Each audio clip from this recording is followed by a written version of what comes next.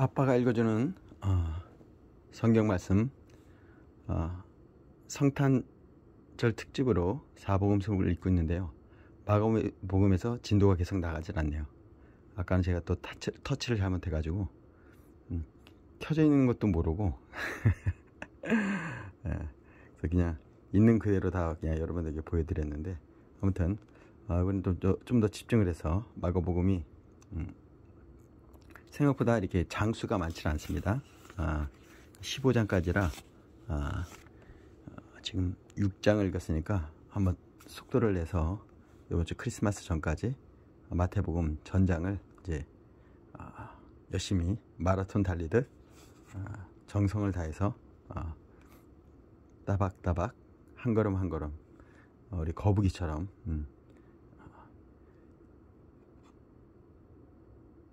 말씀을 봉독하도록 하겠습니다. 자, 마가복음 6장 29절 말씀입니다. 감옥으로 보내 요한의 머리를 가져오라 명했다. 그가 가서 요한의 목을 베어 쟁반에 담아와서 소녀에게 주었고, 소녀는 그것을 다시 자기 어머니에게 주었다. 요한의 제자들이 이 일을 듣고 와서 그 시신을 거두어다가 무덤에 안장했다. 사도들이 다시 예수께 모여서 그동안 자기들이 행하고 가르친 일을 모두 보고했다. 예수께서 말씀하셨다. 따로 어디 가서 잠깐 쉬도록 하자. 그만큼 오가는 사람들의 발길이 끊이지 않았고 그들은 음식 먹을 겨를조차 없었다. 그래서 그들은 배를 타고 따로 한적한 곳으로 떠났다. 그들이 가는 것을 본 사람들이 있어서 금세 소문이 퍼졌다. 인근 마을에서 사람들이 보도로 달려와서 그들보다 먼저 그곳에 도착했다. 예수께서 도착해 큰 무리를 보셨다. 목자 없는 양 같은 그들을 보시니 그분의 마음이 찢어지는 것 같았다. 예수께서는 곧바로 그들을 가르치시기 시작하셨다. 어느새 저녁이 되었다. 시간이 많이 흘렀다고 생각한 제자들이 말씀 사이에 끼어들었다. 여기는 허허벌판이고 시간도 많이 늦었습니다. 이제 기도하시고 사람들을 보내어 저녁이라도 먹게 해야겠습니다. 예수께서 말씀하셨다. 너희가 이들의 저녁을 마련하여라. 그들이 대답했다. 진심이십니까? 가서 이들의 저녁거리에 큰 돈을 쓰라는 말씀이신지요? 그러나 그분의 말씀은 진심이었다. 너희에게서 빵이 몇 개나 있는지 알아보아라. 오래 걸릴 것도 없었다. 5개입니다. 그들이 말했다. 그리고 물고기가 2마리가 있습니다. 예수께서 그들 모두를 50명, 100명씩 무리에 지어 앉게 하셨다. 그 모습이 마치 푸른 초장에 펼쳐진 들꽃으로 엮은 조각보 이불 같았다.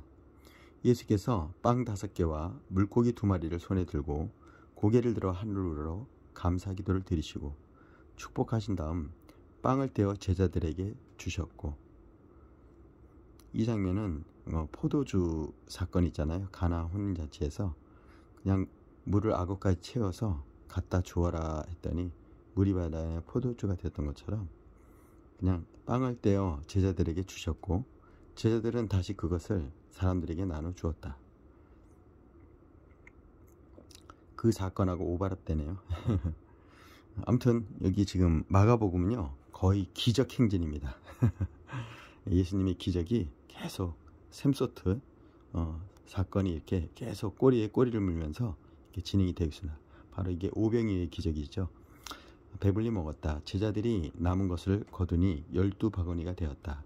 저녁을 먹은 사람들이 5,000명이 넘었다. 식사가 끝나자 예수께서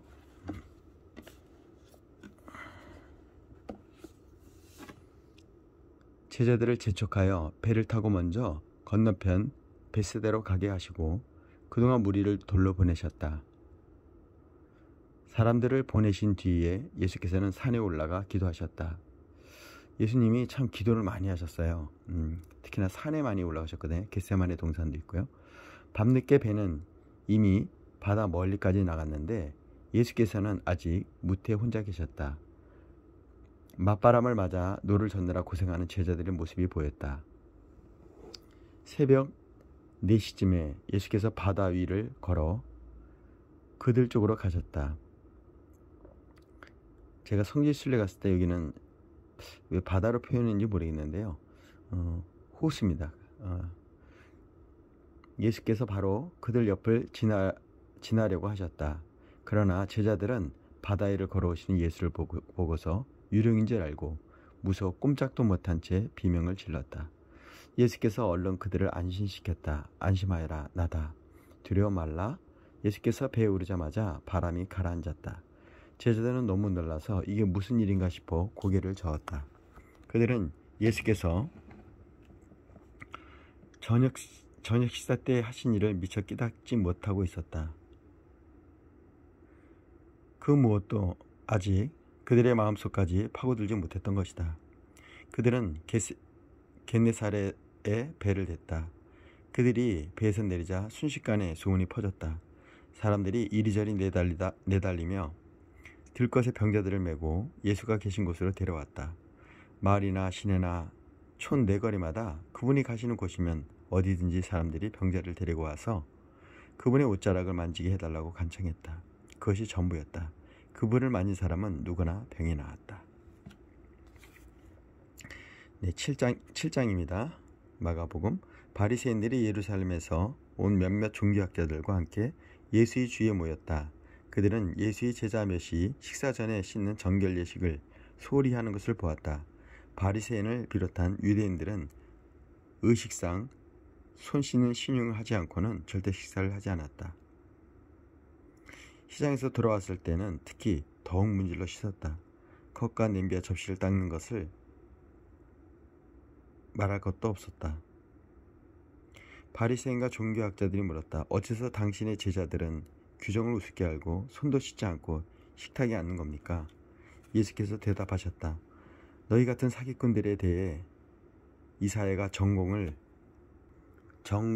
찔러 말했다. 이 사람들이 거창하게 말은 바로 하지만 그 속에 마음이 담겨있지 않다. 그들은 나를 예배하는 것처럼 행동하지만 진심에서 우러나는 것이 아니다. 무엇이든 자기네 구미에 맞는 가르침을 위해 내 이름을 팔고 있을 뿐이다.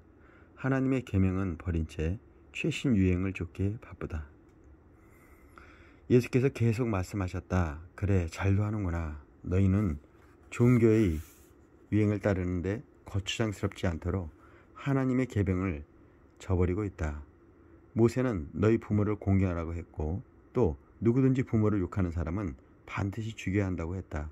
그러나 너희는 부모에게 드려야 할 것이 있어도 부모 대신에 하나님께 예물로 바쳤음이라고 말하면 이거를 개역개정에는 고르반이라고 하거든요. 고르반 하면은 하나님께 예물로 바쳐자는 물건으로 부모님에게 주지 않아도 되는 그런 어떤 의식이었던 것 같아요. 그래서 그러고선 하나님께 바치는 것도 아니고 본인의 그 사욕을 위해서 썼다는 거죠. 그 한 예로 이렇게 말씀하십니다. 고르반이라고. 이게 하나님께 예물을 바쳤습니다. 말하면서 그 계명을 회피하고 있다. 아버지나 어머니에 대한 의무를 그렇게 모면하고 있는 것이다. 너희는 하나님의 말씀을 지워버리고 그 자리에 아무 것이나 원하는 대로 써넣는다. 너희는 이 같은 일을 다반사로 한다. 예수께서 다시 무리를 불러놓고 말씀하셨다. 잘 듣고 마음에 새겨두어라. 너희 삶을 더럽히는 것은 너희가 입으로 삼키는 것이 아니라 너희 입에서 토해내는 것이다. 그것이야말로 정말 더러운 것이다. 예수께서 무리와 헤어져 집에 오셨을 때 제자들에게 말했다. 잘 모르겠습니다. 쉽게 말씀해 주십시오. 예수께서 말씀하셨다. 너희가 우둔해지기로 작정한 것이라도 한 것이냐? 너희가 입으로 삼키는 것이 너희를 더럽힐 수 없다는 것을 모르느냐?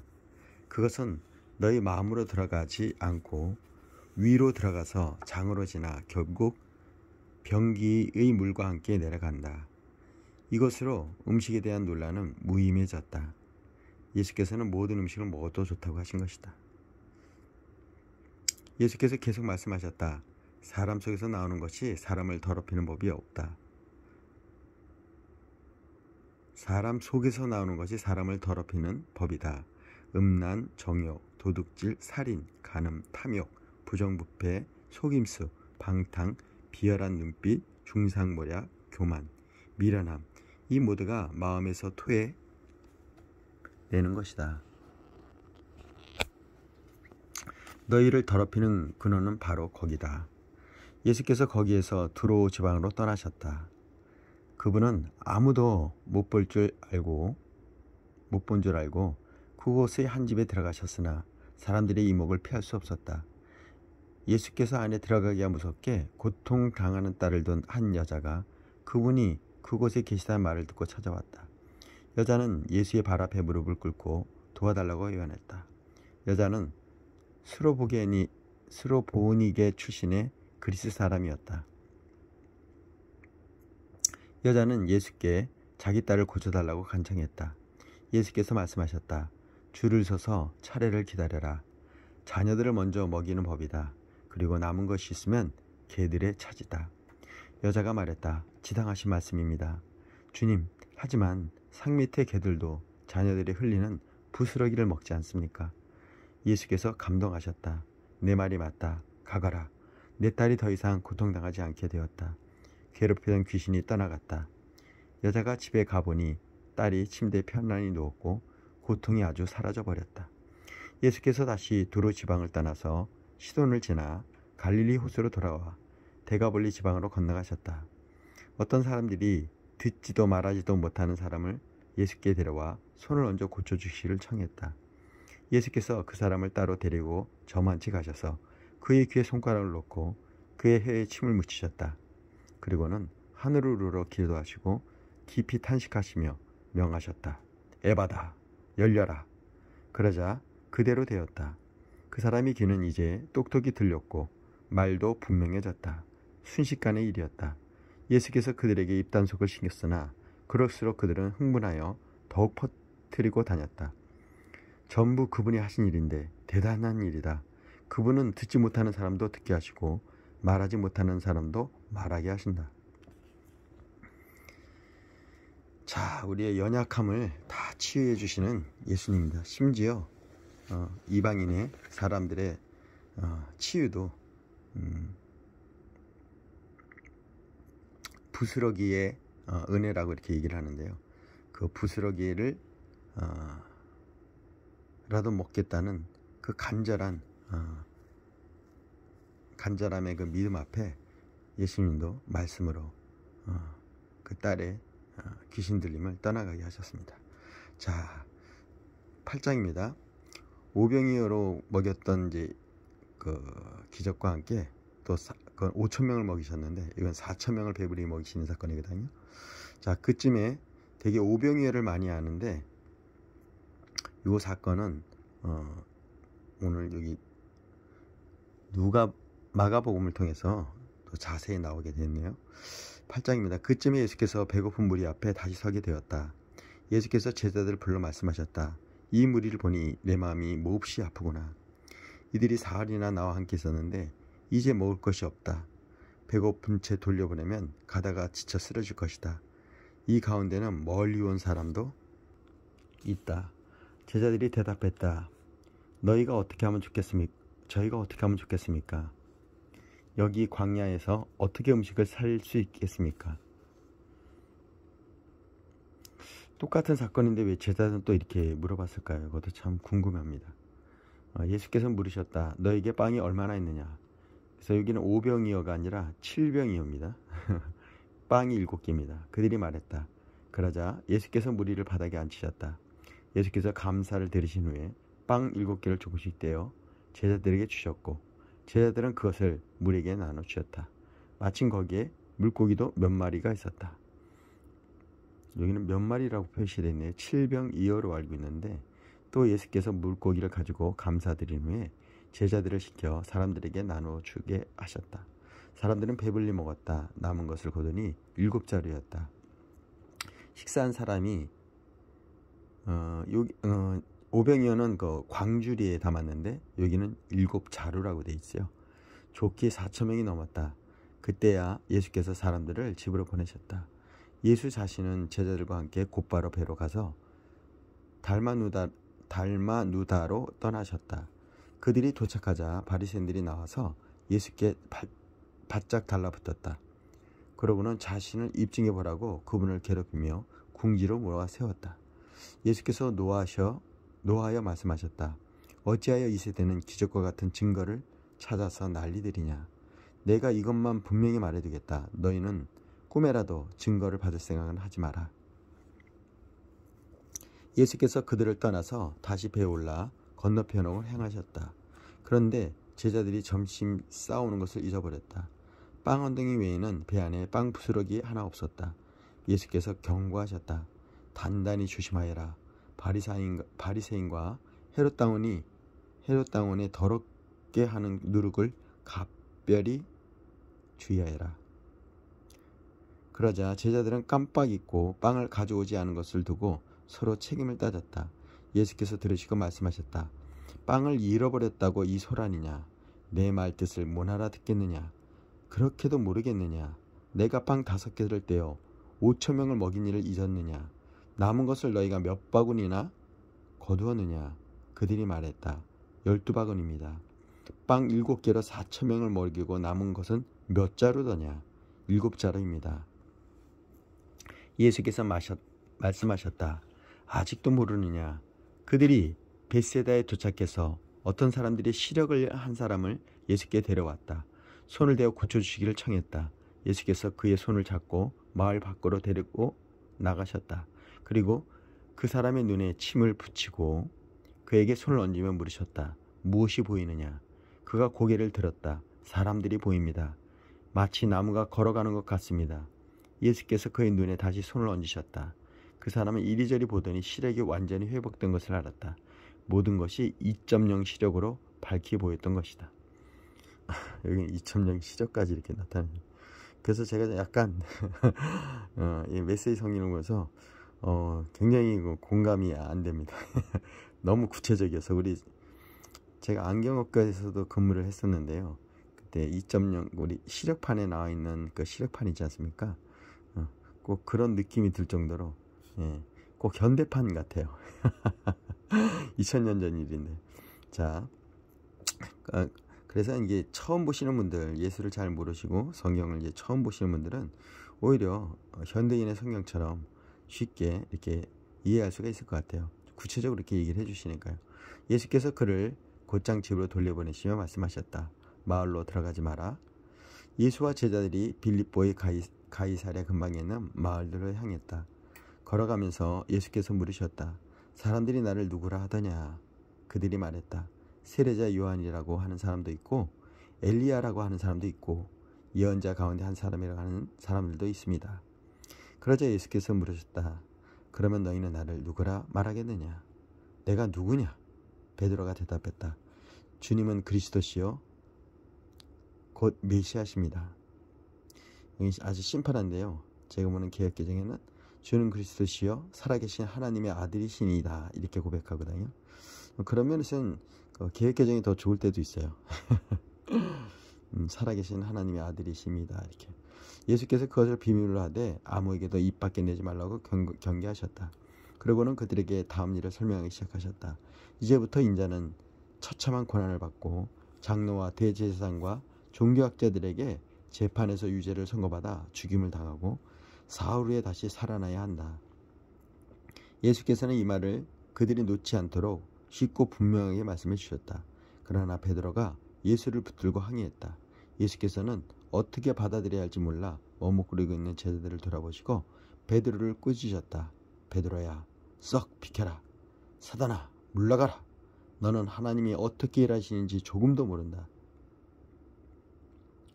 예수께서 제자들과 함께 무리를 옆에 불러놓고 말씀하셨다. 누구든지 나와 함께 가려면 내가 가는 길을 따라가야 한다. 결정은 내가 한다. 너희가 하는 것이 아니라 고난을 피해 달아나지 말고 오히려 고난을 끌어 안아라. 나를 따라오너라. 그러면 내가 방법을 일러주겠다. 자기 스스로 세우는 노력에는 아무 희망이 없다. 자기를 희생하는 것이야말로 너희 자신 곧 너희의 참된 자를 구원하는 길이며 나의 길이다. 원하는 것을 다 얻고도 참된 자신을 잃으면 무슨 유익이 있겠느냐? 너희 목숨을 무엇과 바꾸겠느냐? 너희 가운데 누가 변덕스럽고 중심이 없는 친구들과 사귀면서 나와 너희를 인도하는 내 방식을 부끄러워하면 인자도 아버지 하나님의 모든 영광에 쌓여 거룩한 천사들을 거느리고 올 때 그를 더 부끄럽게 여길 줄로 알아라. 자, 9장입니다. 다른 얘기 안 하고 그냥 그래도 제가 하도 하고 싶은 말이 많아서 중간중간 양념을 치고 있는데요. 계속 전진하도록 하겠습니다. 잘하면 오늘 마가복음을 끝낼 것 같습니다. 오늘 월요일 12월 19일 날 내일은 여러분들에게 마태복음을 새롭게 읽어줄 수 있을 것 같습니다. 한번 제가 계속 진행해 보도록 하겠습니다. 예수께서 이렇게 쐐기를 박으셨다. 이것을 믿을 수 없는 훗날의 이야기가 아니다.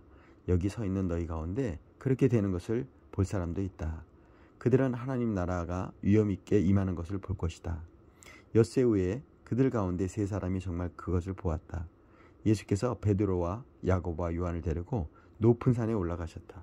그리고 그들 눈앞에서 그분의 모습이 완전히 변하셨다. 제가 성지순례 갈 때 이게 변화산이거든요. 그래서 베드로가 하나는 엘리야를 위해, 하나는 모세를 위해, 하나님은 예수님을 위해 그 초막을 짓겠다고 이렇게 얘기했는데 그 장면입니다. 그분의 옷은 아무리 포백해도 더 하얘질 수 없을 만큼 반짝반짝 빛났다. 엘리야와 모세가 함께 나타나서 예수와 깊은 대화를 나누고 있었다. 베드로가 끼어들었다. 랍비님, 지금은 중대한 순간입니다. 기념비 셋을 세우는 것이 어떻겠습니까? 여기서는 기념비 셋을 얘기하네요. 개역개정에는 초막으로 이렇게 얘기를 하는데,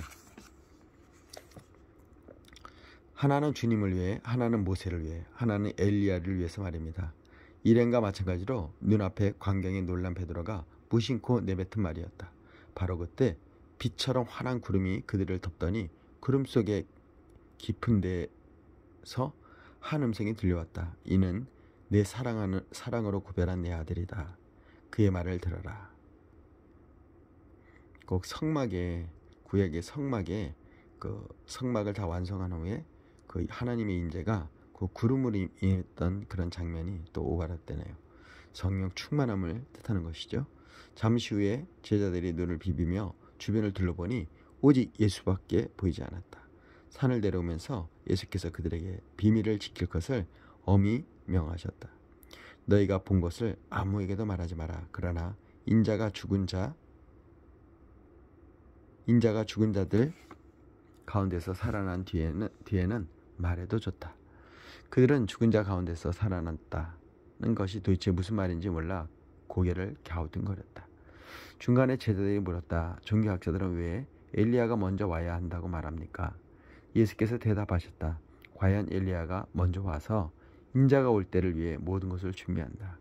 사람들이 이 엘리야를 업신여겼고 사람들이 인자도 똑같이 업신여길 것이다. 인자는 성경에 기록된 대로 심한 고난과 천대한 멸시를 받을 것이다. 그들이 산을 내려와 다른 제자들에게 돌아오니 주위에 큰 무리가 보고 종교학자들이 제자들에게 따져 묻고 있었다. 예수를 보자마자 무리 가운데 반가운 기운이 일었다. 사람들이 따라와서 그물을 맞이했다. 예수께서 물으셨다. 무슨 일이냐? 왜 이렇게 소란스러우냐? 무리 가운데 한 남자가 대답했다. 선생님, 귀신 때문에 말을 못하는 제 아들을 선생님께 데려왔습니다. 귀신이 사로잡을 때마다 아이가 바닥에 ቁ꾸러져 입에 거품을 물고 이를 갈며 막대기처럼 굳어집니다. 선생님의 제자들에게 구해주기를 바라고 말했지만 그들은 하지 못했습니다. 예수께서 말씀하셨다. 하나님을 모르는 이 세대요. 내가 같은 말을 몇 번이나 해야 하느냐? 얼마나 더 참아야 하느냐?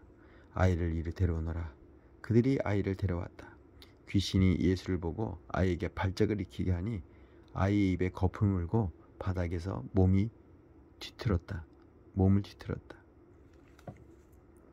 예수께서 아이의 아버지에게 물으셨다. 이렇게 된 지 얼마나 되었느냐? 어려서부터 그랬습니다. 귀신이 아이를 죽이려고 불속이나 강물에 던진 것이 몇 번인지 모릅니다.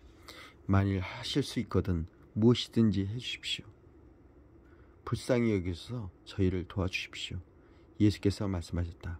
만일이라니 믿는 사람에게는 만일의 말이 없다. 모든 것이 가능하다. 그분의 입에서 말이 떨어지게 무섭게 아이의 아버지가 부르짖습니다. 제가 믿습니다. 의심하지 않도록 도와주십시오. 무리가 속속 모여드는 것을 보시고 예수께서 악한 귀신에게 명령하셨다. 벙어리에 귀머거리 귀신아, 내가 내게 명한다. 아이에게서 나와 다시는 얼씬거리지 마라. 귀신은 고함을 지르고 마구 몸부림치면서 나갔다. 아이는 송장처럼 핏기가 없었다. 그러자 사람들이 아이가 죽었다라고 말하기 시작했다. 그러나 예수께서 아이의 손을 잡아 일으키자 아이가 일어섰다. 집에 돌아온 뒤에 제자들이 예수를 붙들고 물었다. 왜 저희는 귀신을 쫓아내지 못했습니까? 예수께서 대답하셨다. 이런 귀신은 기도 아니고는 쫓아낼 수 없다. 그들은 거기를 떠나서 갈릴리를 지나갔다. 예수께서는 제자들을 가르치고 싶어서 아무에게도 일행의 일방을 알리지 않으셨다. 예수께서 그들에게 말씀하셨다. 인자는 하나님과 관계를 원하는 인자는 하나님과 관계하기를 원치 않는 사람들한테 넘겨줄 것이다. 그들이 인자를 죽일 것이다. 죽은 지 사흘 후에 인자는 다시 살아날 것이다. 제자들은 무슨 말인지 몰랐으나 묻기도 두려웠다. 그들이 가버나움으로 갔다. 예수께서 집에 계실 때 제자들에게 물으셨다. 너희가 길에서 토론한 것이 무엇이더냐? 불안한 침묵만 흘렀다. 그들은 자기들 가운데서 누가 가장 큰 사람인지를 두고 서로 입씨름을 벌였던 것이다. 예수께서 자리에 앉아 12제에게 말씀하셨다. 너희가 첫 자리를 원하느냐? 그렇다면 끝자리로 가거라. 모든 사람이 종이 되어라. 예수께서 방 한가운데 어린아이 하나를 세우시고 아이를 품에 안으시며 말씀하셨다. 누구든지 이 어린 아이들 가운데 하나를 나처럼 품으면 나를 품은 것이고 또 나를 훨씬 넘어져서 나를 보내신 하나님의 품는 나를 훨씬 넘어서서 나를 보내신 하나님을 품는 것이다. 요한이 입을 열었다. 선생님, 어떤 사람이 주님의 이름으로 귀신을 쫓아내는 것을 보고 우리가 막았습니다. 그가 우리에게 속한 사람이 아니어서 그렇게 했습니다. 예수께서 기뻐하지 않으셨다. 그를 막지 마라. 내 이름으로 선하고 능력 있는 일을 하고서 바로 나를 깎아내릴 사람은 없다. 그가 적이 아니라면 곧 우리 편이다. 누구든지 내 이름으로 너희에게 물 한 잔만 주어도 그는 우리 편이다. 하나님이 반드시 알아주실 것이다. 그러나 너희가 어린아이처럼 순진하게 믿는 이들 중에 하나를 괴롭히고 못살게 굴거나 그들의 믿음을 이용하면 너희는 곧 후회하게 될 것이다. 차라리 너희 목에 맷돌을 달고 홍수 한복판에 뛰어드는 편이 낫다. 내 손이나 발이 하나님께 방해가 되거든 찍어버려라. 손이나 발이 없더라도 살아있는 것이 두 손과 두 발을 보란 듯이 가지고서 영원히 불에 타는 용광로 속에 있는 것보다 낫다. 또 내 눈이 너를 하나님께서 멀어지게 하거든 뽑아버려라. 한눈으로 살아가는 것이 지옥불에서 2.0 시력을 발휘하는 것보다 낫다.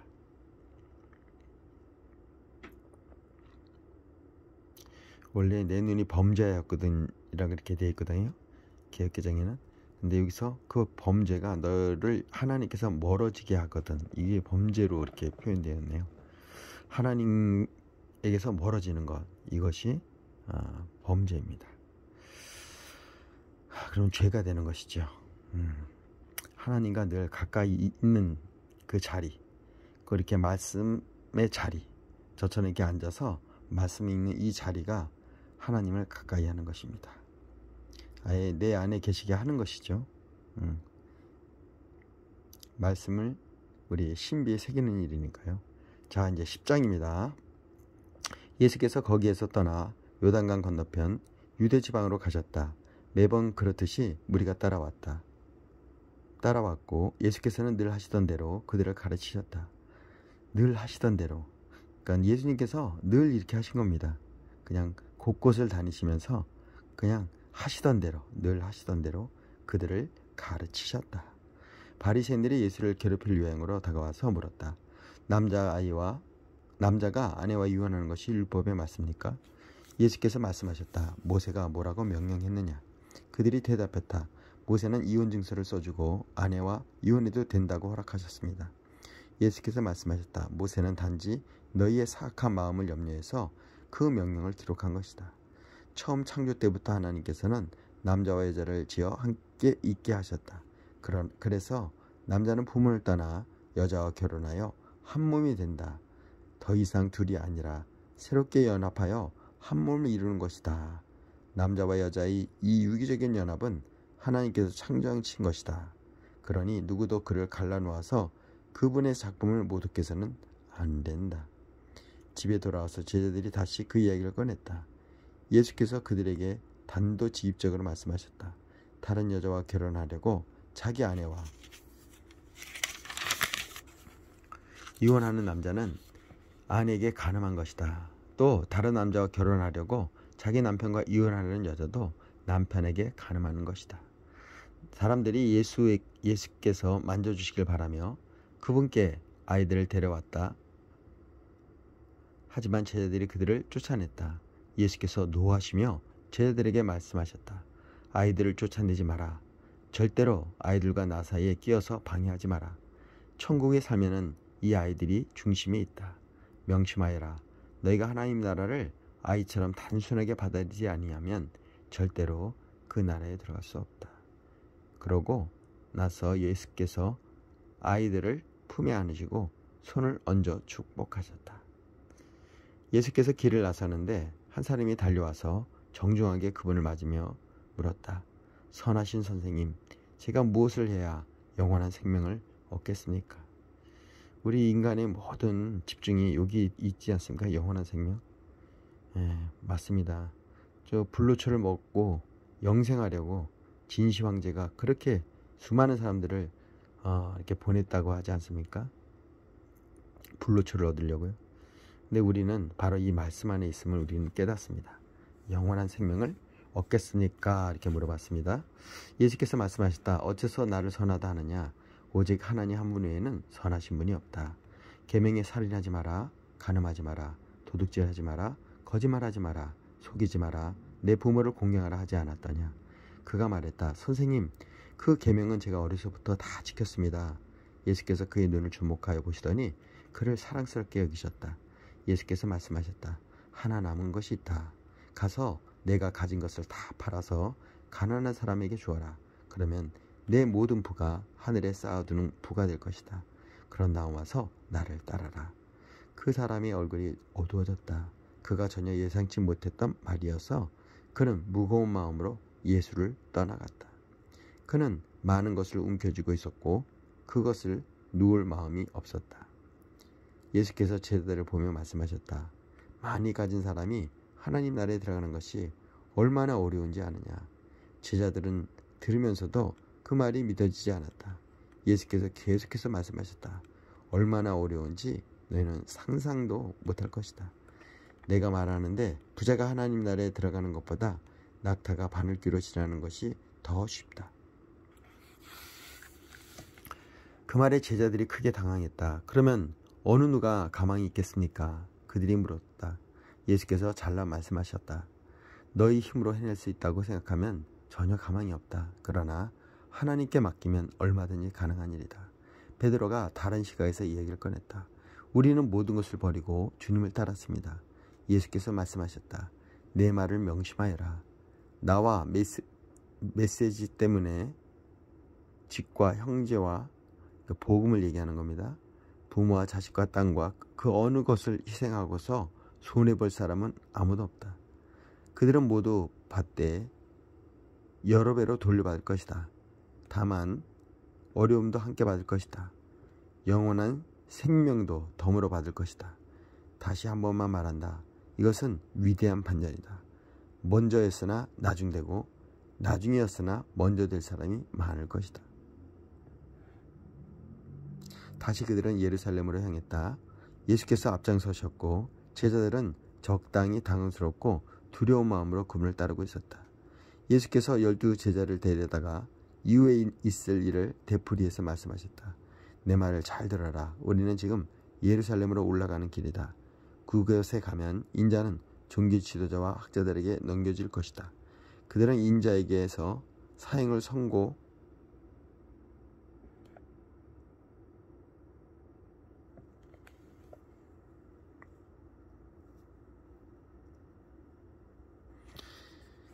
그곳에 가면 인자는 종교 지도자들과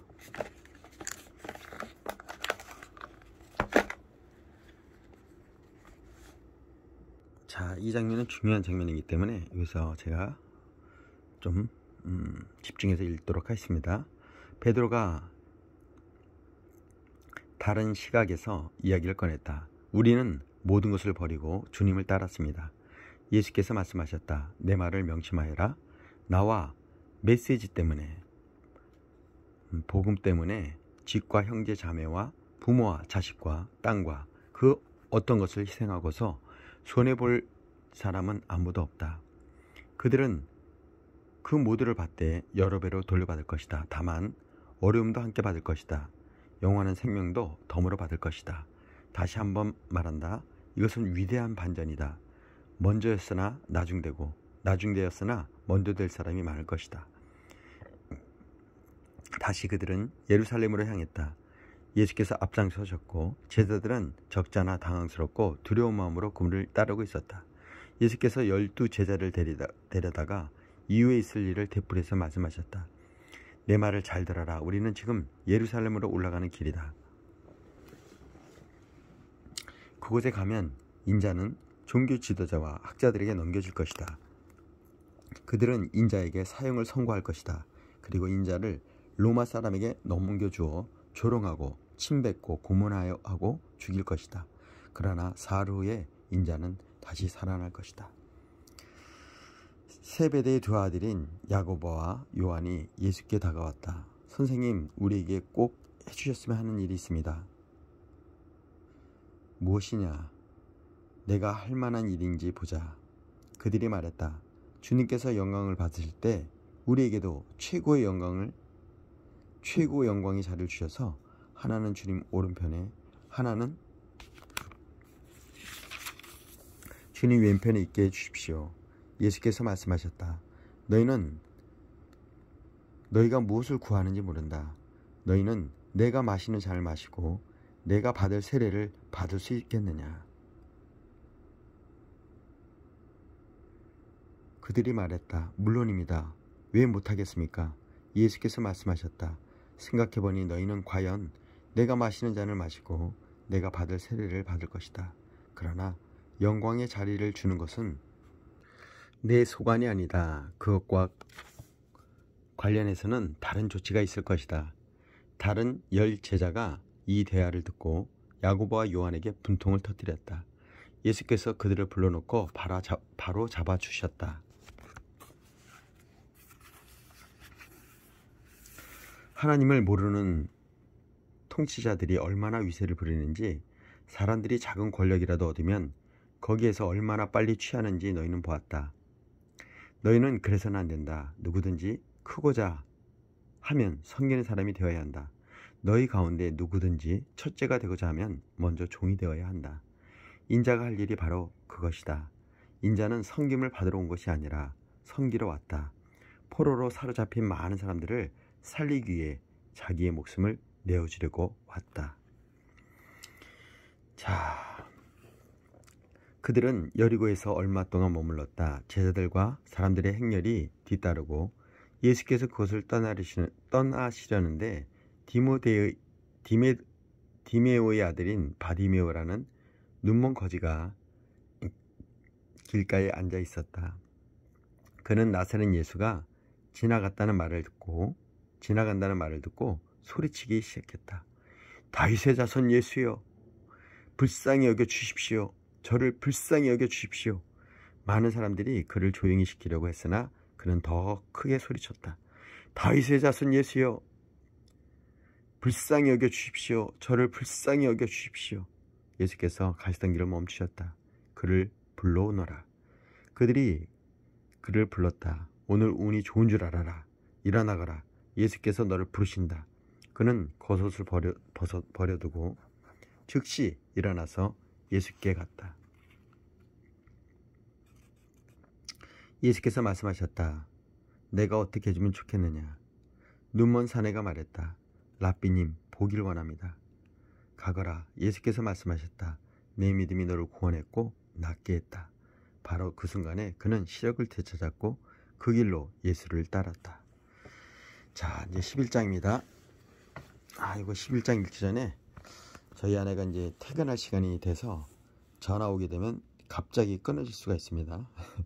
저희 아내가 전화 안 할 수도 있는데 아까 저랑 퇴근 후에 전화하자고 해서 지금 이 시간에 전화할 수 있어서 일단 저는 계속 말씀을 읽도록 하겠습니다.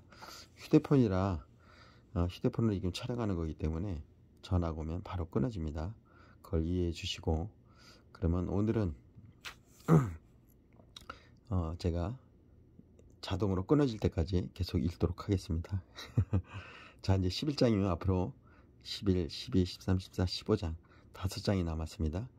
일행이 예루살렘에 가까이 와서 올리브산 벳바게와 베다니에 이르렀을 때 예수께서 두 제자를 보시며 지시하셨다. 맞은편 마을로 가거라. 들어가서 보면 아직 아무도 타보지 않은 나귀 새끼가 줄에 매여 있을 것이다. 줄을 풀어서 끌고 오너라. 왜 그러시오? 하고 누가 묻거든 주님께서 필요로 하십니다. 라고 주님께서 필요로 하십니다. 곧 돌려보내겠습니다. 하고 하여라. 그들은 가서 길모퉁이 문간에 매여 있는 나귀를 보고는 묶어 놓은 줄을 풀었다. 거기 서 있던 사람들 중 몇 사람이 말했다. 그 나귀 새끼줄을 왜 푸는 것이오? 제자들이 예수께서 지시한 대로 대답하자 그들은 간섭하지 않았다. 제자들이 나귀 새끼를 예수께로 끌고 와서 그 위에 겉옷을 펴자 예수께서 올라타셨다. 사람들이 예수를 열렬히 환영했다. 길 위에서 자기 겉옷을 펴는 사람도 있었고 들에서 배운 풀을 까는 사람도 있었다. 그들은 앞에서 걷고 뒤에서 따르며 소리쳤다. 호산나 복되도다. 하나님의 이름으로 오시는 이여 복되도다. 장차올 우리 조상 다윗의 나라여 하늘 가장 높은 곳에서 호산나. 예수께서 예루살렘에 이르러 곧 성전에 들어가셨다. 예수께서 성전을 둘러보시며 모든 것을 마음에 두셨다. 그러나 이미 시간이 늦어 12 제자와 함께 베다니로 돌아가셨다. 이튿날 그들이 베다니를 나설 때 예수께서 배가 고프셨다. 그분은 저만치 떨어진 곳에 있는 잎이 무성한 무화과나무 한 그루를 보셨다. 예수께서 혹시 아침끼니가 될 만한 것이 있을까 하여 다가갔지만 무화과 잎사귀 밖에 없었다. 아직 무화과철이 아니었다. 예수께서 나무에게 말씀하셨다. 다시는 아무도 내게서 열매를 먹지 못할 것이다. 제자들도 그 말을 들었다. 그들이 예루살렘에 도착했다. 예수께서 즉시 성전에 들어가셔서 거기에 상점을 차려놓고 사고 파는 사람들을 모두 쫓아내셨다. 환전상들의 가판대와 비둘기 상인들의 진열대도 뒤엎으셨다. 예수께서는 아무도 바구니를 들고 성전을 지나다니지 못하게 하셨다. 그러고 나서 다음 말씀을 인용해 그들을 가르치셨다.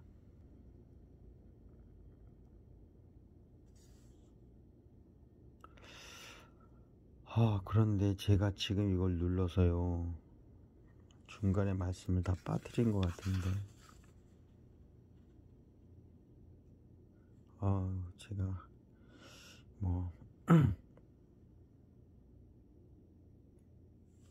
어디서부터 제가 읽었나 다시 한번 봐야 되겠네.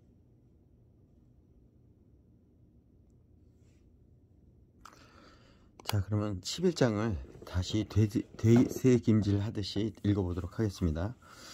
이 장면이 가장 중요한 장면인 것 같아서요.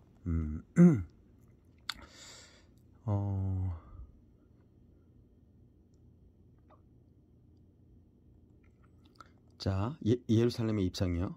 일행이 예루살렘에 가까이 와서 올리브산 벳바게와 베다니에 이르렀을 때 예수께서 두 제자를 보내시며 지시하셨다.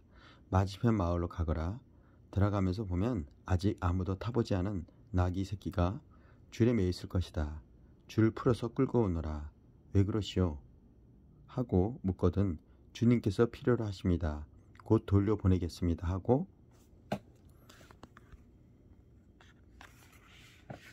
말하여라. 그들은 가서 길모퉁이 문간에 매어 있는 나귀를 보고 묶어놓은 줄을 풀었다. 거기서 있던 사람들 중 몇 사람이 말했다. 지금 45분까지 왔기 때문에 여기 50분까지 가면은 이게 제가 유튜브 하는데 이게 중간에 잘리더라고요. 그래서 한번 5분 안에 이걸 다 11장까지 읽고 또 1, 2부로 나눠야겠네요. 또 아내가 전화 올 수도 있고. 자, 아유 말씀 읽으면서도 휴대폰으로 촬영하다 보니까 여러 가지 제약 조건이 있네요. 자, 그 나귀 새끼들을 왜 푸는 것이요? 제자들이 예수께 지시하던 대로 대답하자 그들은 간섭하지 않았다. 제자들이 나귀 새끼를 예수께 끌고 와서 그 위에 겉옷을 펴자 예수께서 올라타셨다. 사람들이 예수를 열렬히 환영했다. 길 위에 자기 겉옷을 편 사람도 있었고 들에서 배운 풀을 까는 사람도 있었다. 그들은 앞에서 걷고 뒤에서 따르며 소리쳤다. 호산나 복되도다 하나님의 이름으로 오시는 이여 복되도다 장차올 우리 조상 다윗의 나라여 하나님의 가장 높은 곳에서 호산나. 예수께서 예루살렘에 이르러 곧 성전에 들어가셨다. 예수께서는 성전을 둘러보시며 모든 것을 마음에 두셨다. 그러나 이미 시간이 늦어 12 제자와 함께 베다니로 돌아가셨다. 이튿날 그들이 베다니를 나설 때 예수께서 배가 고프셨다.